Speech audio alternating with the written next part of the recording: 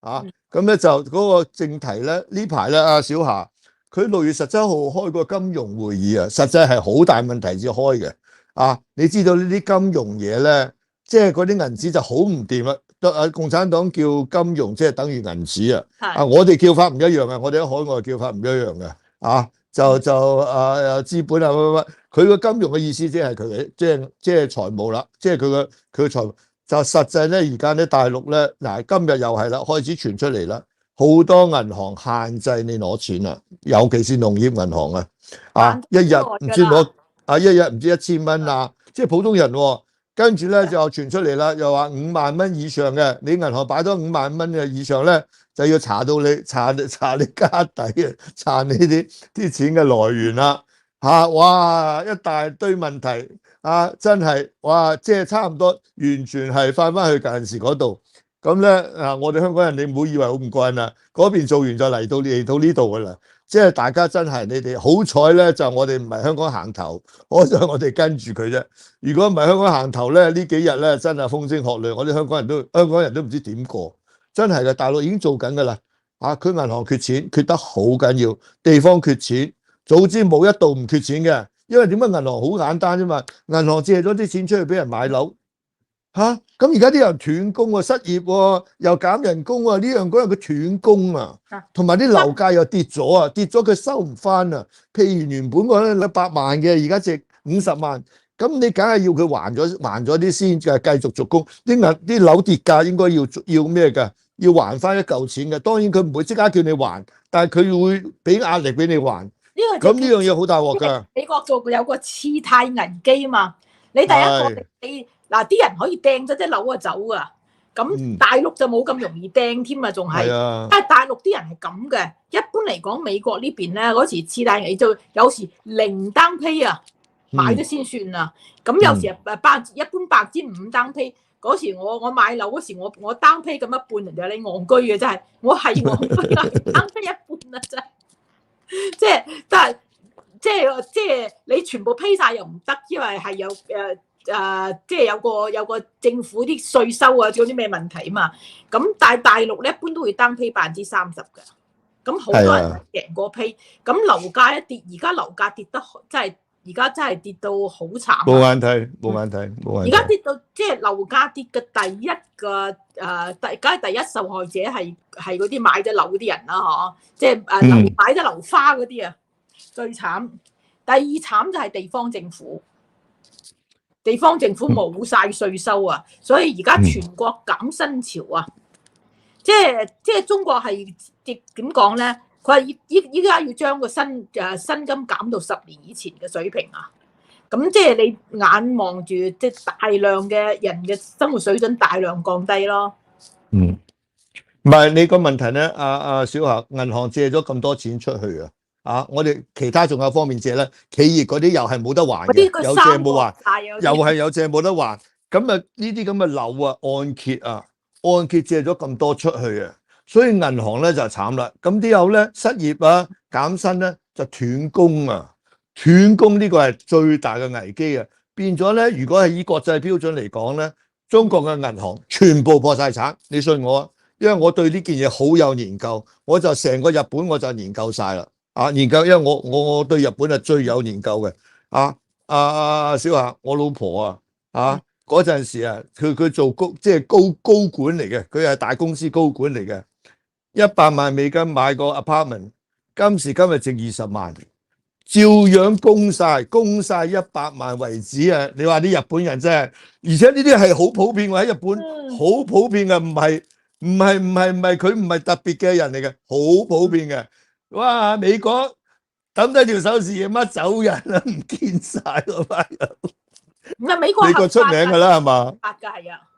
哎呀！所以美國啲單批又唔會咁高。咁而家大陸嗰啲人啲行為方式，而家未到有掉樓嘅時，未到有咁走嘅時候啊。即係而家目前見到樓價冧咧，但係啲人仲係目前仲穩住，仲未到掉咗鎖匙走人嘅時候。但係啲房地產公司破產都係好犀利咯。而且咧就即係目前就國進民退啲民營企業就好辛苦。咁今次金融會議咧，佢哋都叫民營企業要發揮更大作用啊！即係你習近平已經攆咗人哋咁長時間，要人發揮，而家敢唔敢啊？啲民營企業肯定唔敢。冇啦，你開唔開完20大啊，乜都冇得傾啊！大家寧願唔做生意啊，做生意做多蝕多啊！你一開鋪頭啊，嗰啲燈啊、租啊、人工啊，你要俾噶嘛？咪大家而家閂埋，而家所以你行啲大街，尤其是上海南京西路，你最出名噶啦，嗰度車都唔准行啦。而家南京西路閂咗一半，成個南京西路。嗱，我真係想講講上海嘅問題，因為我對上海咧，我成日都同佢哋通電話嘅，我就比較了解啲。第一場戰役咧，即係個清零同埋嗰個所謂唔清零啊，嗰場戰役咧就喺上海就發生咗啦。過去嗰3個月大家都睇到啦，係嘛？咁最後咧，張文宏咧，琴日就出咗個報告，佢話根本就好小事。點解咧？普通人咧變高危嘅機會係好細嘅，叫高危啊！咩叫高危咧？高年紀高，60歲以上叫做高危，即係話你有嗰啲病啊，心臟病啊、高血壓啊或者糖尿病啊嗰啲，咁嗰啲人咧就比較高危啦。就如果佢惹咗咧，就好大鑊嘅。咁但係咧，上海做足晒咁多年，佢揾做咗3萬人啊，即係揾晒3萬人染咗上海人。咁啊，張文宏嗰間係華山醫院，上海華山醫院好出名嘅，所有國家領導人啊，住喺上海嘅國家領導人啊。嗰個所有嗰啲醫生，嗰啲保健醫生啊，叫保健醫生，個個都有一個人有，起碼有2個醫生咁樣陪住嘅。嗰班上海嗰班領導啊，我識得晒佢哋，好多嘢傾嘅。佢哋講好多嘢俾我聽，我攞料啊。咁嗰班人咧，華山醫院係上海算係一流噶啦。張文宏喺嗰度出咗個報告，就係話嗰3萬人裏邊一個都冇死，連高危嘅人都冇死過，即係成件嘢搞咗過去嗰3個月就係白搞。等於白搞。咁嗰篇文章咧一出咗去咯，著一聲又俾人刪鬼咗，又俾人刪咗。咁呢啲文章冇人得閒去做假嘅，即係明唔明？所以我個問題咧，成個第一個戰役啊，呢個所謂病疫嘅戰役喺上海發生嘅，打得砌得好緊要。咁可以咁講咧，就呢個就告一段落啦，即係基本上咧，但係咧開唔翻市啊。好多人唔敢開始，大家都係睇清楚到底個風向將來點走，到底係習近平做唔做到落去乜，所以成個上海開到一部分市，但係冇話全面恢復啊，所以係好大鑊啊。咁跟住而家咧就最近咧就開始，我聽上海嗰邊講啊，就第2場戰役啦，就係反貪呢場啦，即係蕭建華嗰場啫，就喺嗰度要打官司啦。咁咧就習近平就攞佢想搞大，呢個都明白啊。佢用佢呢個，佢話我反貪成功啊。嗱，呢個例子啊，你哋嗰班江派又好乜派又好，全部都係貪官嚟嘅。蕭建華就係你哋嘅白手套，即係佢就而家開始要攞呢件。嗱，呢個第2場戰爭啊，嗰個戰場又喺上海啊。嗱，所以你哋同我講嘢咧，我係大佬，我喺上海一共係細個同埋大個一共住咗15年啊。我係唯一一個又識得上海嗰幫人嘅，又識得北京嗰幫人，我知道佢哋咩嘢。習近平嗰幫我就唔係好熟，佢嗰幫人好細嘅，冇乜勢力嘅，所以我哋就唔知嗰度嘅，知冇好處嘅。咁咧變咗咧，我知道佢哋嘅實力啊，上海嘅實力真係好得人驚嘅。所以我就唔係好明點解呢場官司喺上海打。如果習近平攞咗官司喺上海打，你未打已經輸咗幾成啦。好，攞喺上海打好簡單，就係因為上海勢力大，而且不但止上海啲人嗰一幫勢力大，上海嗰幫勢力仲要干預，即係叫做唔係叫做奪位啊，佢有奪權㗎嘛嗱。廣東嘅經濟力量大過上海㗎。廣東稅收而家高過上海好多㗎，已經係，即係但係廣東人咧對去北京冇興趣，冇興趣冇人，係唔好食嗰啲嘢，唔好食。係啊，我第一唔好食，第一唔好食。即係我哋廠啲工友個都話陰公攞去北京啊，冇飯食啊，真係冇嘢食，即係冇嘢食啊！大家係真係冇嘢嗱，咁係廣東人對中央權力冇乜興趣，上海人對中央權力好有興趣，因為咁㗎，咁咧。即係而家呢2場咧，其實嗱，習近平做呢2場咧，我就話第一場係即係所謂清零，即係測試啊，壓力測試啊，睇下你做成點。咁而家目前嚟講咧，我應該睇落去壓力測試幾成功㗎，即係上海嗰邊可以咁講。上海嗰邊你話叫做整個山頭啊，咁你即係你佢又冇嘢，即係佢係嘢衰咗全國好多經濟，但係要記住啊，共產黨呢班權力集團啊，經濟唔係佢哋嘅決定。冇所謂，冇所謂。啱講，唔係啊，成日都搞彎咗先好啊！而且咧，即係共產黨權力集團奪權嘅最重要，你睇習近平嘅奪權啦，係唔係有呢種所謂緊急狀態啊？共產黨成日靠緊急狀態㗎，即係嗰時毛澤東嗰時叫備戰備荒為人民，一個唔啱佢打仗啦，咁啊，哇，全部人都冇得喐㗎。即係一到咁樣叫準備好咁啊，所以當時即係中國佢少先隊啲口號叫準備好了嗎？時刻準備着，咁啊你時刻準備着嘅要佢嚟緊急狀態咯。所以你記唔記得嗰陣時啊？嗰啲即係嗰啲工廠啊內部遷移啊嚇，哇！你哋可能你喺北京就唔係好清楚，但係嗰啲工廠同埋啲大學，全部喺上海㗎嘛。因為三線企業啊，遷晒去啱咯，去到西安嗰啲咁嘅地方啊。係啊，西安、寧夏、四川啲山卡啲好陰功㗎，全部遷晒去啊！就即係共產黨就係咁做啊，損失不知幾大啊！你諗下，淨係港口設施咗一個啲基礎教育都唔使講啊！即係而家你問我嗰代人啊，幾多人都做，或者我老豆老母嗰一代都係去三線啊，就係叫三線，就三線廠啊嘛。咁即係啲先進廠、大廠全部搬晒去啊！咁我識得幾個係交通大學啊，交通大學連嗰個清潔工啊都要搬埋過去啊！咁你話犀唔犀利啊？連個清潔工都搬埋去。咁佢話去到嗰度咧，啲人真係慘啦！你知道咧，交通大學、上海交通大學全部都係大一半係海歸派嚟噶嘛。去到嗰度見到咁嘅情景啊，西安啊，連飯都冇食噶，米都冇噶，西安食雜糧嘅，缺白飯。哇！嗰啲上海人啊，佢話日見到樓上係咁嘅人跳樓啊，即係嗰啲受不了啊！即係去到由上海嗰啲由外國啊，由美國啊嗰啲留學翻到嚟上海，跟住咧就翻去西安過啲咁嘅非人生活，咁仲有政治壓迫啊！啲生活仲係其次啊，政治壓迫，所以嗰啲人佢哋話日日都叫人跳樓，就睇住流咗仆落嚟。我姨丈我去咗，真係香港人嚟喎，我姨丈。哎呀，慘工啊！咁去咗15年啦，嗰哋即係你講冇飯食咧，即係廣東人講起身，我哋喺北京嗰時，我哋1個月30斤糧食嘅定量啦嘛，6斤米票，剩低係叫麵票，麵票中仲高糧票，咁就即係話你窩窩頭啊、啲粟米麵啊嗰啲咁啊，即係朝早都係咁啦，咁啊幾健康而家啲人講起身，但係即係米係得6斤就我哋真係鬼殺咁嘈啲南方同學啊！我日個月咧都要同啲男生啊換米票，我即係食唔晒30斤咧，你多俾佢咁多咧，佢俾米票你哋，佢食饅頭咯，啲北方男生就陰公嘅啫，真係慘啊！所以嗰陣時真係搬入去，跟住咧話啦，原來冇事，即係佢話原本美國話要嚟炸佢啊嘛，原來冇事，誤會咗。哎呀，全部都係毛澤東嘅心理作用啊，全部搞出嚟嘅，完全係唔科學嘅呢件嘢。美國炸你有乜用啊？真係，哎呀，唔係佢唔係唔科學，佢諗得好清楚，其實內部講得好清楚嘅，係全部分散內地，便於管理啊。即係中共嗰啲鄉下幹部咧，上海大城市上海入到去就知道管唔到噶啦。所以咧就即係全部將你嗰啲知識分子又好人又好，全部撤晒去嗰啲窮山惡水啲地方啊！係啊，我去睇過啲山洞啊，哇！真係得人驚啊，真係，唉，我都唔知人點過，即係翻去原始時代，真係翻去原始時代。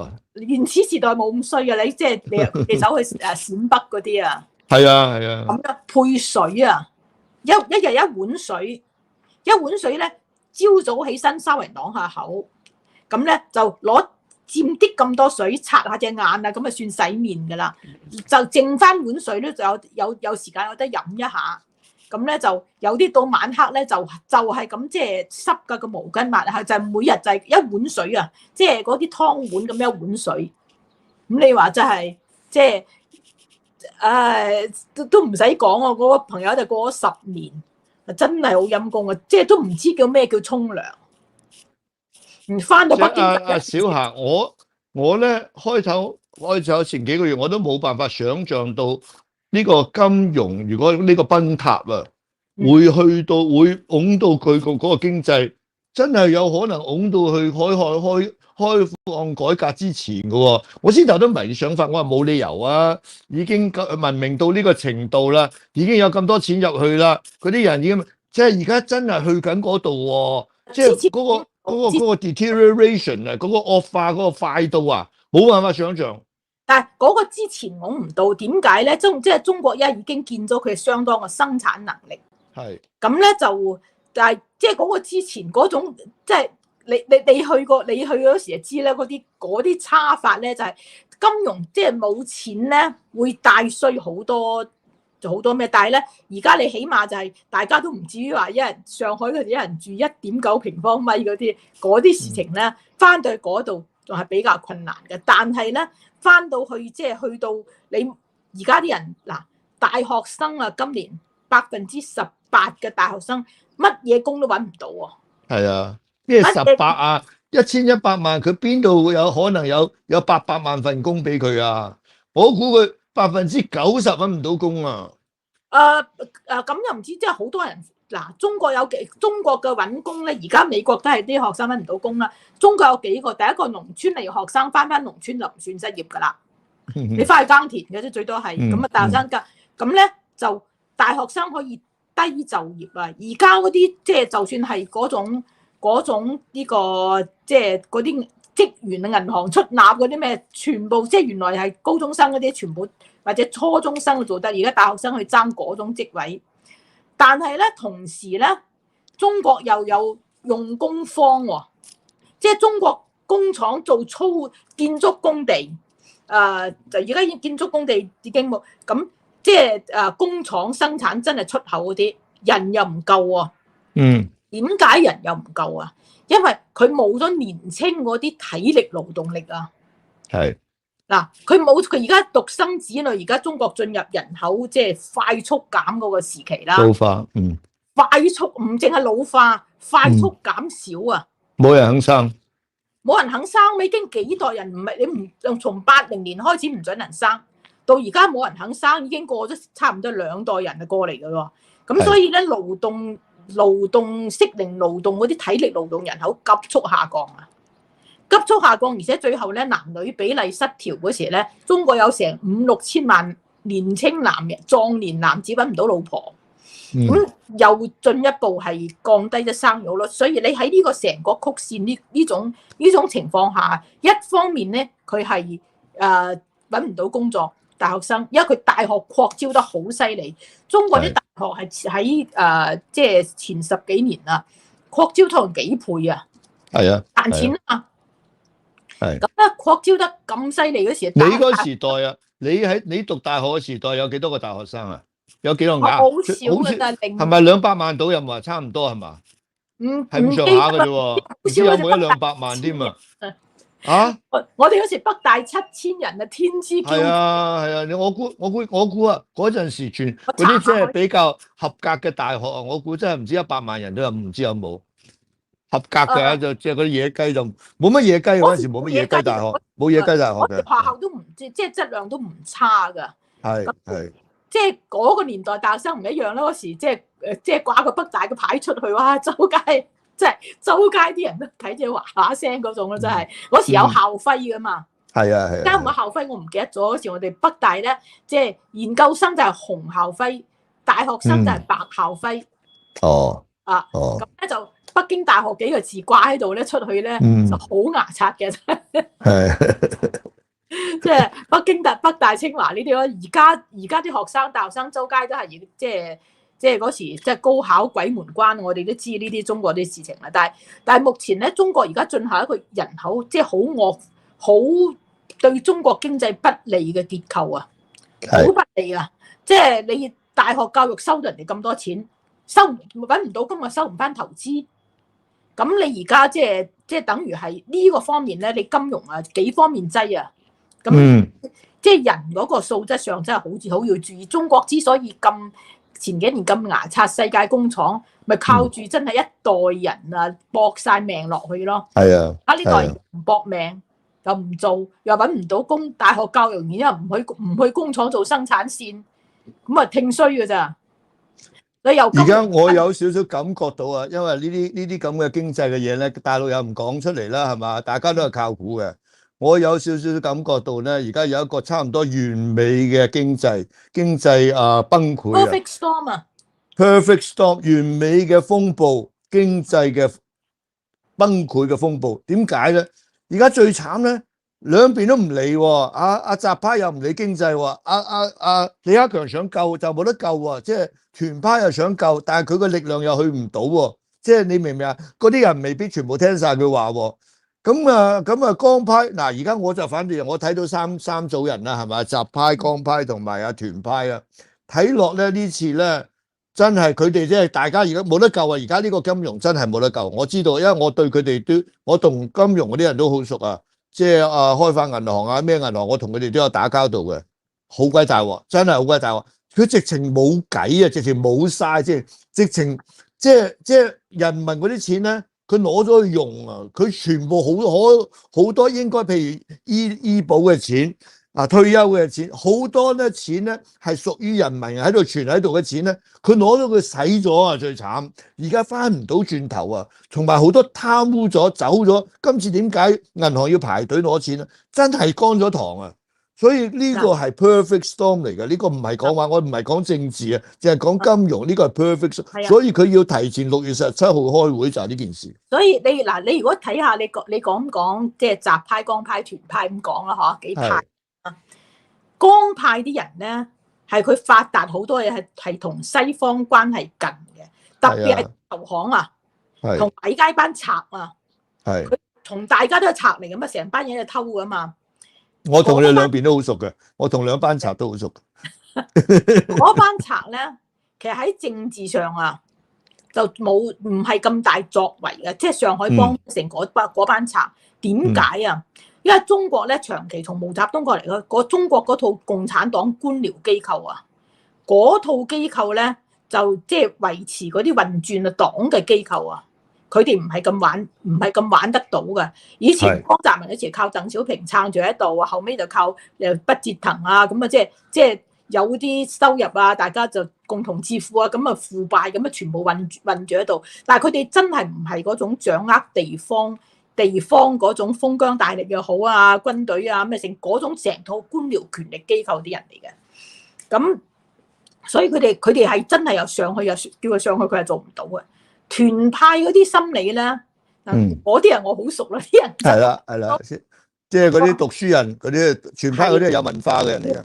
團派嗰派人上到去咧，第一個嗰個直覺啊，就係自保。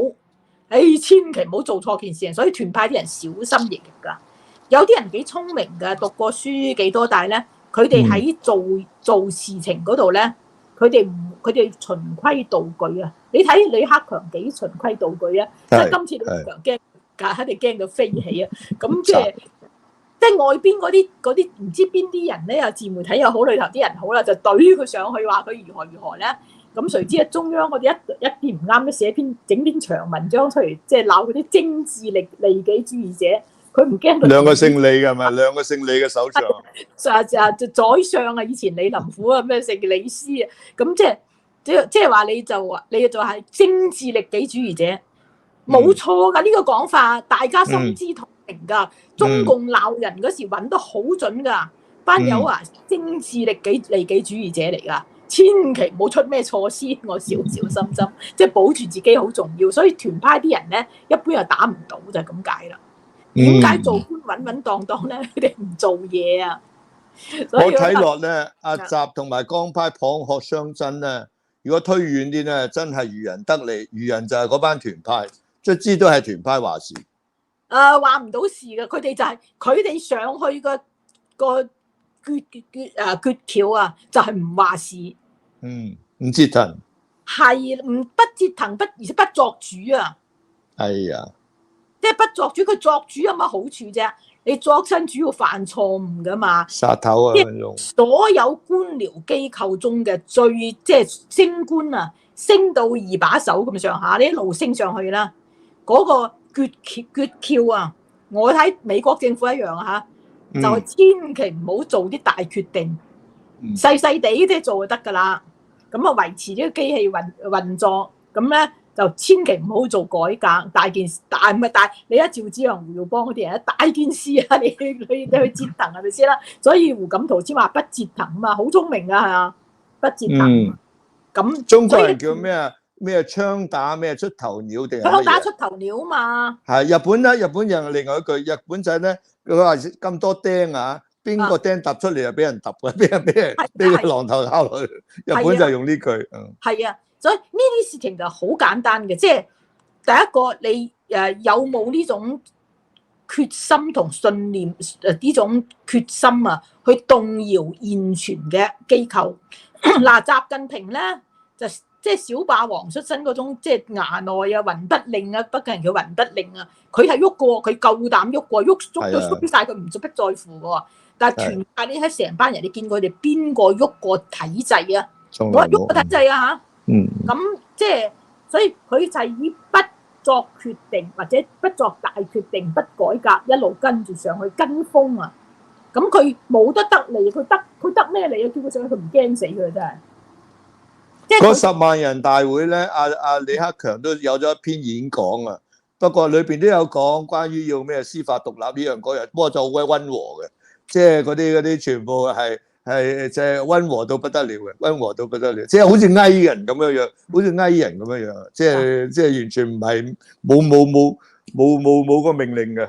咁仲要俾中央發篇文章打佢一棍，佢即自利己主義者。係啊，所以呢個中間咧，中共嗰啲即係權鬥，我之所以平時唔睇啲權鬥咧，就係知道即係嗰啲嘢好多好戇居。第一個係所有啲細事啊，都俾外邊嗰啲講啲人即係擴大成好大嘅事情。咁你最後咧，你見到佢真係發生大事發生時，冇人預計到喎。咁咧啲細事咧就俾人講到成大事。咁啊，最後咧唔係咁發生，另外一種發生辦法。其實你話好似習近平啊，我哋舉個例子講習近平。習近平啱上台嗰時，最捧習近平嘅法輪功，哇偉大咯，上去好偉大啦嘛。咁啊，跟住咧外邊啲人全部都喺度一見啲風就係就話估計佢會點樣改革，佢會係佢同佢老豆嗰條路如何。包括我都係咁諗。嗱，講咗幾年之後咧。真正嘅大事發生係咩？係習近平走嘅另一條路。係啊。到呢個事情真係發生咗，啲人睇過哦，戇居啊，原來咁啊，揼聲啊轉晒風，口風講，又講到佢又咩點啊，即係講好多啦。到而家仲講緊啦嚇。咁咧，而家咧我自己相信啊，中共內部大事發生緊嘅。但係咧有大事發生啊？係大事發生緊啊！即係嗰種大事。發生緊。叫方向性嘅大事嗱，即係我而家講嗱，2012年到2017年嘅大事係乜嘢咧？係習近平以好小心嘅方法穩住自己嘅權力，跟住咧2017年之後大規模轉向左轉，係咪啊？呢個係大事嚟噶嘛？絕對係。但係你嘅大事，你睇翻轉頭先見到係大事。發生嗰時咧，人都話佢改革咁先激親啊！真係咁樣，所以而家咧，目前同樣嘅大事，我相信係發生緊。但係咧，我係個唔做預測嘅人，因為我第一個唔係我明白所以我從來冇拱你啊，我冇拱你，我即係叫你俾少少意見，但係我冇叫你預測，因為你有個專業嘅問題啊。唔係呢個明白嘅，即係你要保持呢個專業嘅操守啊。呢個冇問題，應該嘅。另外從專業嘅角度講咧，即係對於我哋即係做媒體啲人最重要嘅係咩咧？係你睇緊佢出緊咩事嗰時咧，好多消息出嚟噶嘛。大家揀嘅嘢乜嘢重要唔一樣啊？所以你有你心度有個預測咧，你去揀嗰啲重要嘅消息咧，就會同人哋其他預測啲唔一樣。有時好細件事，你預測就會你個預測，呢件事情有啲問題啦。咁你睇住呢個事情，所以咧就即係有啲好多蛛絲馬跡幾有意思，我都係睇住咯。不過我哋講翻佢范徐麗泰，肯定睇緊我哋。